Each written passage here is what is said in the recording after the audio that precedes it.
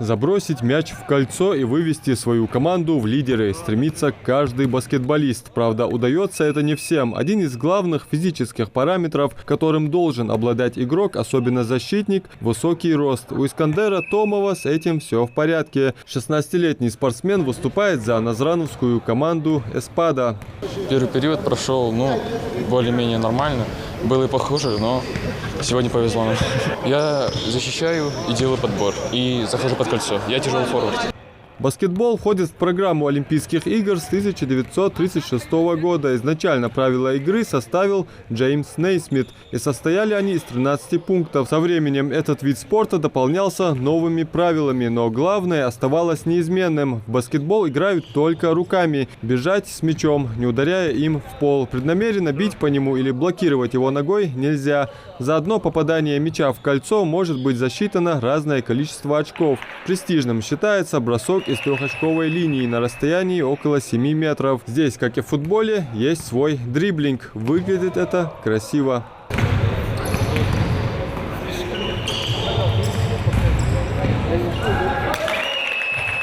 Баскетбол – контактный вид спорта и считается одним из травмоопасных, так как у спортсменов нет никаких элементов защитной экипировки. Так и игрок малгобекской команды «Нефтяник» Мухарбек Тумгоев, пробиваясь через форвардов, забил гол, но травмировал ногу.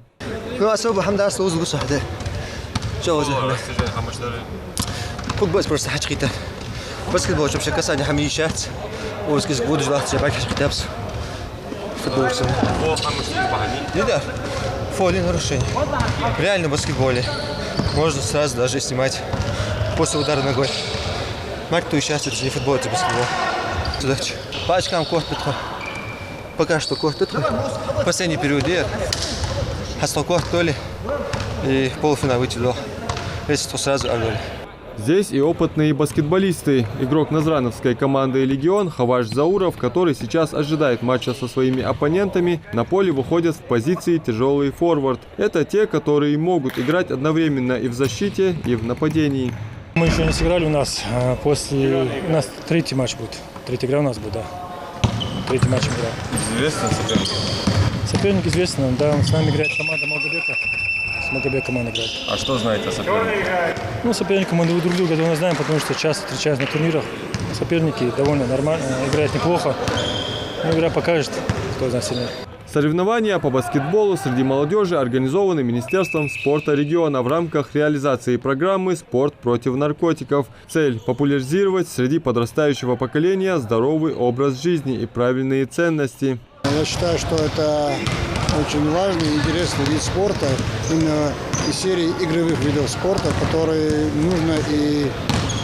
которым нужно уделять большое внимание именно администрации нашей республики. Игровые виды спорта – это неотъемлемая часть спорта в целом.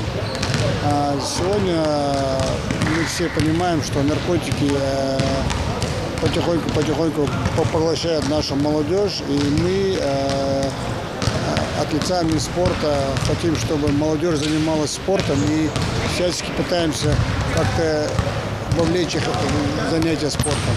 В рамках программы «Спорт против наркотиков» в регионе проводится ряд спортивно-развлекательных мероприятий. Это соревнования по стрельбе из лука, настольному теннису и другие. Ну а сегодняшних победителей и призеров состязания ожидают кубки, медали и грамоты. Адам Мережков, Магомед Белакиев. Новости 24.